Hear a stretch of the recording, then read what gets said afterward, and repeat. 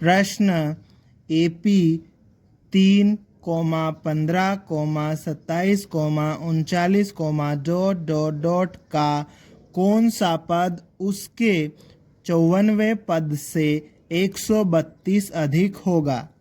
इस प्रश्न में हमें ये जो AP दी गई है, इस AP का कौन सा पद 54वें पद से 132 अधिक होगा, यह हमें ज्ञात करना है। इस प्रश्न को हल करने के लिए हम लिखेंगे हल दिया है, और उसके बाद में प्रश्न में जो AP दी है उस AP को हम यहाँ पर लिख लेंगे। AP को लिखने के बाद हम यहाँ से दो चीज़ें निकालेंगे, प्रथम पद और सार्वंतर।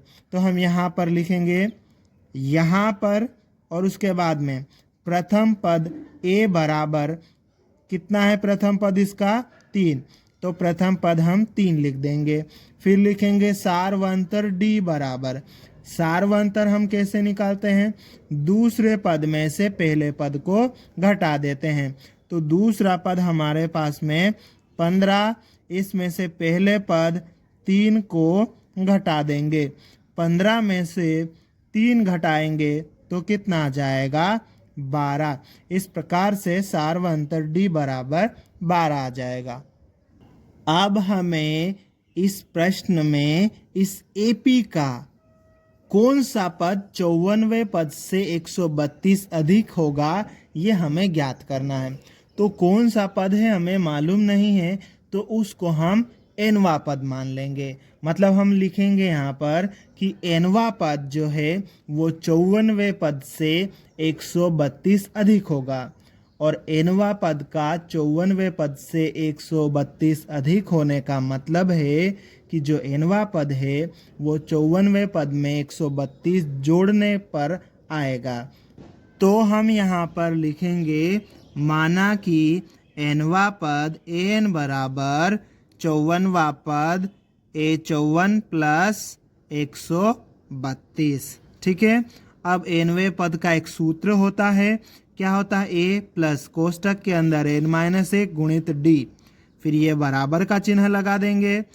nवा पद है तो यहाँ पर n-1 आ रहा है, 54वां पद होगा तो 54-1, तो ये हो जाएगा ये वाला A प्लस n की जगह 54-1 गुणित D, और ये प्लस 132, ठीक है। अब हम इसको आगे सोल्व कर लेते हैं, ठीक है। तो यहाँ पर A का मान रख देंगे। A का मान कितना हमारे पास में 3 है, तो यहाँ 3 आ जाएगा, प्लस और ये कोष्टक के अंदर n-1 गुणित D का मान कितना है 12, तो 12 गुणा में आ जाएगा, फिर ये बराबर का चिन्ह लगा देंगे, ठीक है। फिर यहाँ पर A का मान रख देंगे 3 प्लस 54-1 कितना हो जाएगा, ये 53 हो जाएगा।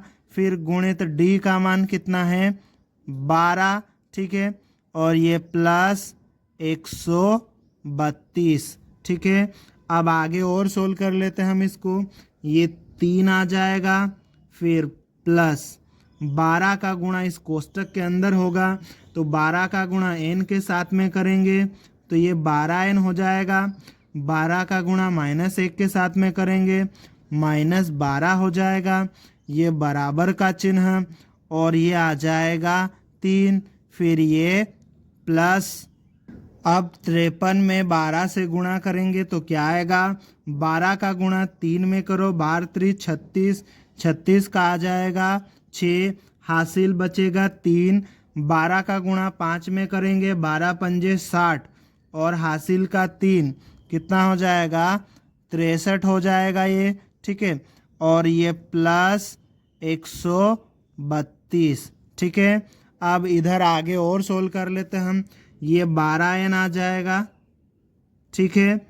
अब 3 - 12 कितना हो जाएगा, ये 3 प्लस का है, ये माइनस का 12 है, ठीक है, तो 3 - 12 कितना हो जाएगा -9, ठीक।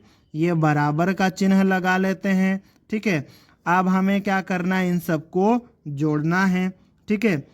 3 + 6 9 + 2 11 हो जाएगा, 11 का 1 हासिल 1 और 3 और 1 4 हो जाएगा, फिर 3 7 हो जाएगा ये, ठीक है।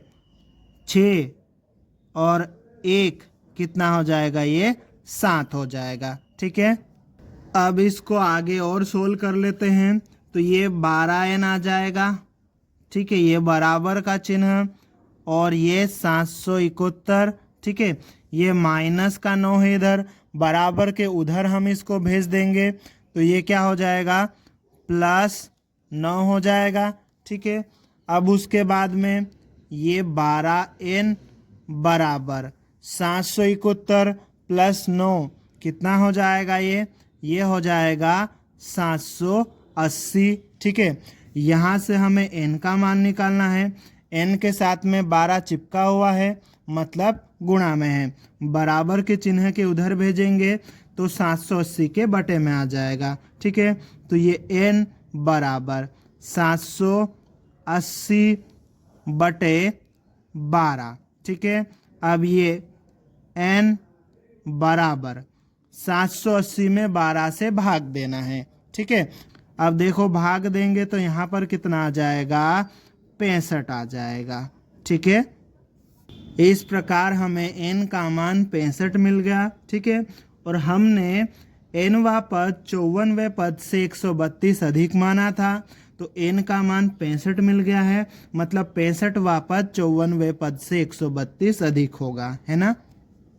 अतः AP का 65वां पद 54वें पद से 132 अधिक होगा और यही हमारा उत्तर है।